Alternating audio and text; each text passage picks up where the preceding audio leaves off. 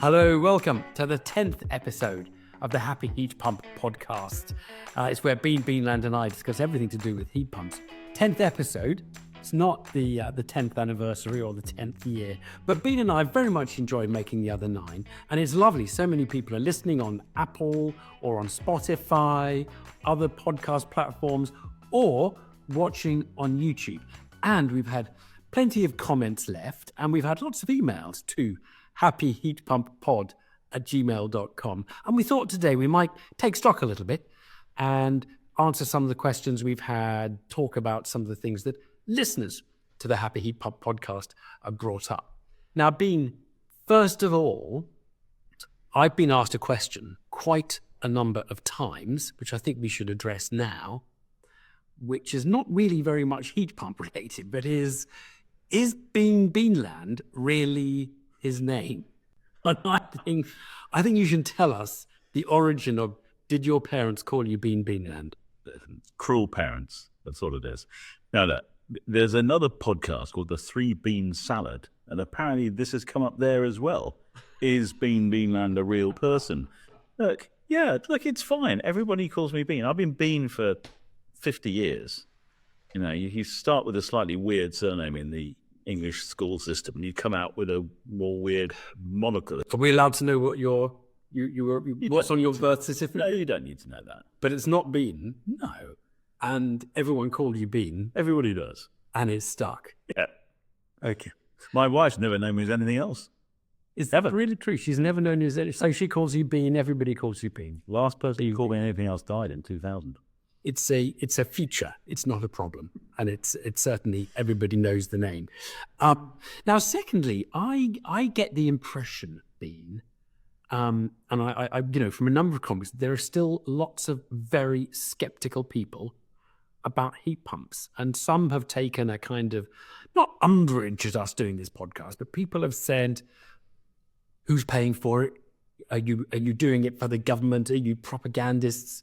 And I can see that suspicion out there in some of the comments we've received.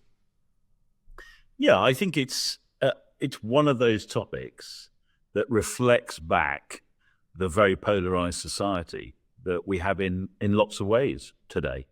You know, people take against something. It's so easy to become a keyboard warrior and flash off some negative comment about something without really thinking about what it is that you're saying. I don't mind people taking me on about the technology that I support, provided they've got a viable alternative.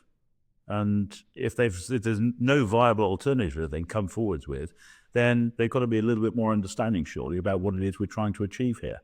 Right. So it's very interesting you say this viable alternative thing, because actually I have said to one or two, I've engaged in one or two exchanges with people who are a bit hostile to the podcast and said, out of interest, what would you like other than heat pumps if we're going to heat ourselves without burning fossil fuels?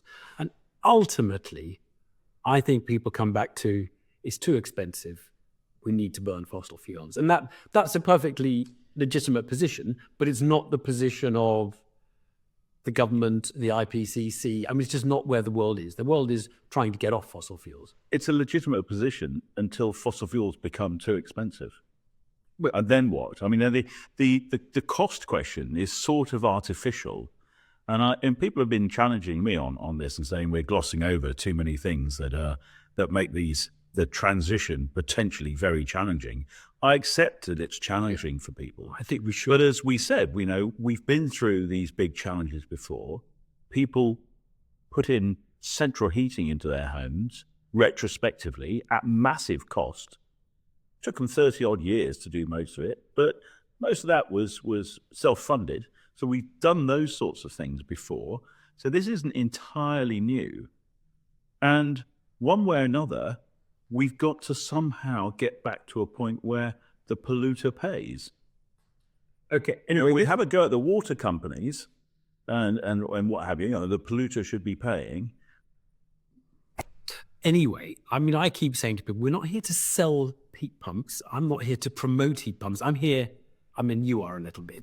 I'm here to promote an understanding of heat pumps so people can be better informed about it. I should say, we've had some very warm comments. Tim Weston, I think this was a YouTube comment. Excellent series of podcasts. Keep up the good work. We upgraded from a highly inefficient electric boiler in 2022 to an air source heat pump and are very happy. This kind of informative discussion needs to go mainstream to offset the gas oil lobby who are spreading misinformation to protect their own interests.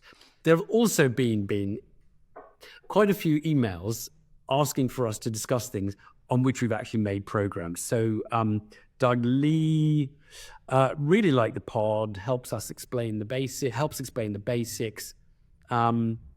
Bean mentioned getting the design right as being important for cost and efficiency, but how does a novice know what to look for? How do you get a reliable installer? Well, we actually have put an episode, we're putting an episode out on installers. And Ian asked the same thing. I'm interested in heat pumps. I'm intending to install one. I'm concerned about poor installs. Therefore, my question is how you validate that an installer knows what they're doing. Well, that's back to our installer episode. But there's lots we should probably come back to in even more detail. One of the things I think is worth pointing out is that we're still doing a lot of community engagement. So I think we engage with the public, and I think making this podcast is part of our engagement with the public, to provide a grown-up conversation around decarbonisation. So you're right, I am sort of promoting heat pumps, but actually what I'm really trying to do is to stop people burning things. So there are other electrical... well, there's a little, do you guys what to that? We'll come to that. You're in one, would you? The other tended to talk about that. Non-zero alternatives are there to heat pumps? That's another. Last night I did a community event, and very interestingly, someone from the audience, entirely unprompted, said at the end, well, that was really interesting. We've all learned a lot. I wasn't the only speaker. We've all learned a lot. That was really part of our education. He said, where are the rest of the village? Why aren't they here taking this opportunity to learn these things? And I thought that was very interesting coming from someone in the community rather than us saying or anybody else saying. Well, but I think that's very easy. But people don't want to have to think about their bones, or they don't want to think about their heart. They want to just get on with their life and the things that motivate them. I don't want to think about the plumbing in my house. I've got much more pleasurable things to think about. So obviously, they want these decisions to be made well, and they don't want to have to worry about it. Now, look, let's take a few, and we might want to we'll do a lot more of these kind of things. Let's take some specific questions, because there have been some really interesting ones. So this one, David Sinclair. This is actually about the industry. Shame that some UK manufacturers are so far behind in establishing heat pump manufacturing in this country that they're rebadging imported heat pumps to bridge the gap until their own manufacturing comes online. So until then, beware. Just because the company is UK-based, don't assume their heat pump was made here too. Where are we on the British homegrown, homemade heat pump industry? We are beginning to make some good progress. We've got a leading ground source manufacturer down in Cornwall, Kenza. They build heat pumps from scratch, from component parts. Some of the components are coming from overseas, but that's a global supply chain, frankly. We now have two leading boiler manufacturers who are now establishing and have established heat pump production lines in the UK. Without names, Vaillant have established basic boiler. One of the big four boiler manufacturers have got two heat pump lines now up at their headquarters in Belper in Derbyshire. Ideal are currently building facilities up in Hull, and we're in receipt of a significant grant from the government to do so. And that grant actually was the flip side of what's called the Clean Heat Market Mechanism, which is an incentive for manufacturers in the way that car manufacturers are being incentivized. You've got to sell a certain, you have to heat pump proportion, you've got to sell gas. Absolutely. That is coming back. It was a Conservative Party policy. It's now being brought back by the Labour Party and criticised by the Conservatives, bizarrely. I don't want to get political, but it does seem that it is a bit of a football. It is a bit of a football. But what I think the Clean Heat Market Mechanism really does, in my view, is it should encourage the other boiler manufacturers to switch their manufacturing capacity in the UK around to building heat pumps here, because the last thing we want to do in the UK in this transition is to sacrifice boiler manufacturing jobs for imported heat pumps. We have to make sure that that manufacturing capacity stays here in the UK. Okay, but we have a smaller market here than, say, in France or in Scandies, where they've had a lot of heat pumps traditionally installed. So we're coming bit. You say that. We are late to the party, but the market is still enormous. We're talking 24, 25, 26 million buildings, domestic and commercial. Well, obviously, That's a big opportunity for any manufacturer, frankly. I want to move on. I want to keep us going. And here's one from Rob Jackson. We had the same basic question from Rob Alicia in Bromley. Thanks for initiating the podcast. I've heard much anecdotal evidence that heat pumps are unable to heat old Victorian houses adequately, especially big ones. I, and especially my wife, need to be convinced that investing in a heat pump isn't going to leave us cold in winter. And as I say, Rob says, I'd love to have an episode which covers insulation requirement, so we have a good idea of what we would need to do before considering a heat pump next time. Rob's is a 100-year-old semi-detached property where the external walls are single skin. Right, so let's get into this. Drafty houses that were not designed for the kind of heat that heat pumps give you, a sort of gentle heat. Funny enough, I had exactly the same question about Victorian semi-detached house from a journalist only a couple of days ago, which I need to respond to with some examples. So look, we've talked before, I think, on some of the things that touch to this. The building has no idea where the heat comes from. So it doesn't matter whether you're trying to heat the building with a boiler or a heat pump. Fundamentally, if you can heat a building with a boiler, you can now heat it with a heat pump, because the latest generation of propane heat pumps, R290 machines, will deliver 70 degrees quite comfortably. Well, if you really do need 70 degrees, your system needs a little bit of attention, because at 70 degrees, your boiler is probably 12 to 15% less efficient than it should be, because the boiler should be operating with a return temperature of less than 56 degrees. Starting to get a bit technical there in terms of the condensing mode, but really boilers should be operated at a lower temperature than people do.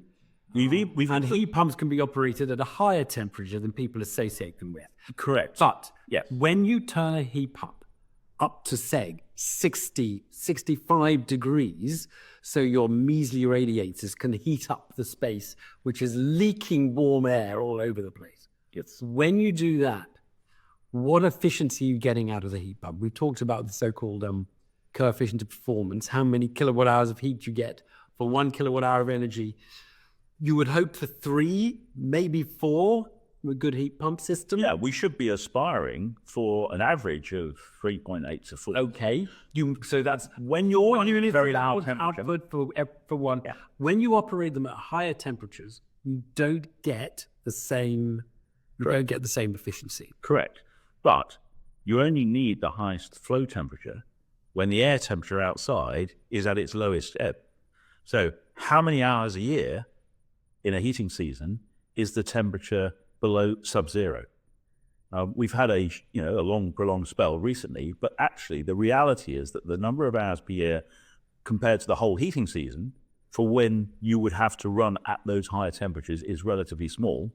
And therefore its impact on the average seasonal performance, because that's what we're really interested in, is not COP.